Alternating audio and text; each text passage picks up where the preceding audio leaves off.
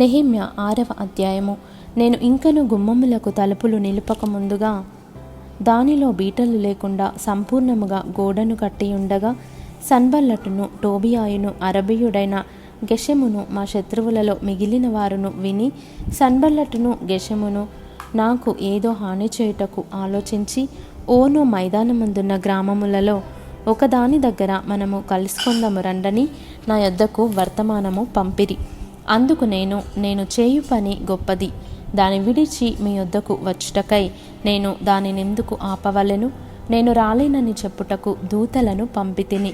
వారు అలాగున 4 మారులు నా యొద్దకు వర్తమానము పంపగా ఆ ప్రకారమే నేను మరలా ప్రత్యుత్తరం ఇచ్చి తిని. అంతటా 5వ మారు సన్బల్లటు తన పనివాని ద్వారా విప్పియున్న ఒక పత్రికను నా యొద్దకు పంపెను. అందులో వారిపైన రాజుగా ఉండవలెనని నీవు ప్రాకారమును కట్టుచున్నావనియు, ఈ హేతువు చేతనే నీవును యూదులను రాజు మీద తిరుగుబాటు చేయునట్లుగా నీవు ఆలోచించుచున్నావనియు, యూదులకు రాజుగా ఉన్నాడని నిన్ను గూర్చి ప్రకటన చేయుటకు యెరూషలేములో ప్రవక్తలను నీవు నియమించితివనియు మొదలగు మాటలను, రాజునకు ఈ సంగతులు తెలియనగుననియు మొదలగు మాటలను, అందునిమిత్తము ఇప్పుడు మనము యోచన చేసేదము రండనియు, ఈ సంగతి అన్యజనుల వదంతి అనియు దానిని గెషెము చెప్పుచున్నాడనియు వ్రాయబడెను.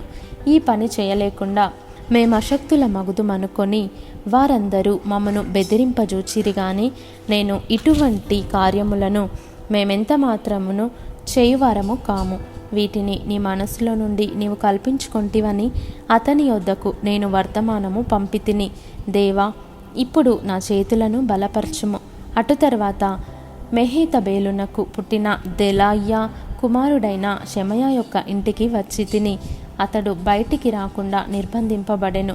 అతడు రాత్రికాలమందు నేను చంపుటకు వారు వచ్చేదరు గనుక దేవుని మందిర గర్భాలయము లోపలికి మనము పోయి తలుపులు వేసుకొనదము రండని చెప్పగా, నేను నా వంటివాడు పారిపోవచ్చునా? ఇంతవాడనైన నేను నా ప్రాణమును రక్షించుకొనుటకైనను గర్భాలయమున ప్రవేశింపవచ్చునా? నేను అందులో ప్రవేశింపనంటిని. అప్పుడు దేవుడు అతని పంపలేదనియు, టోబియాయును సన్బల్లటును అతనికి లంచమిచ్చినందున నా విషయమై ఈ ప్రకటన చేసిననియు తేటగా కనుగొంటిని. ఇందువలన నాకు భయము పుట్టగా నేను అతడు చెప్పినట్లు చేసి పాపంలో పడుదునని అనుకొని నా మీద నింద మోపునట్లుగా నన్ను గూర్చి చెడవార్త పుట్టించుటకు వారతనికి లంచమిచ్చి ఉండిరి. నా దేవా, వారి క్రియలను బట్టి టోబియాను, సన్బల్లటును నన్ను భయపెట్టవలెనని కనిపెట్టియున్న ప్రవక్తలను, నోవద్య అను ప్రవక్త్రిని జ్ఞాపకము చేసుకొనుము. ఈ ప్రకారముగా ఏలూలు మాసము 25వ దినమందు, అనగా 72 దినములకు ప్రాకారమును కట్టుట సమాప్తమాయెను. అయితే మా శత్రువులు ఈ సంగతి వినినప్పుడును, మా చుట్టూ నుండు అన్యజనులందరూ జరిగిన పని చూచినప్పుడును వారు బహుగా అధైర్యపడిరి.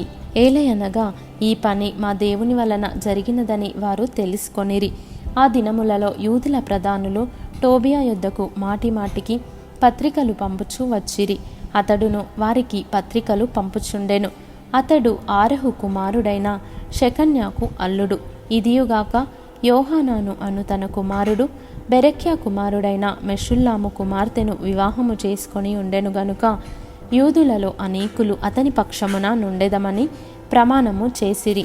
వారు నా ఎదుట అతని గుణాతిశయములను గూర్చి మాటలాడుచూ వచ్చిరి. నేను చెప్పిన మాటలు అతనికి తెలియజేసిరి. నన్ను భయపెట్టుటకే టోబియా పత్రికలు పంపెను.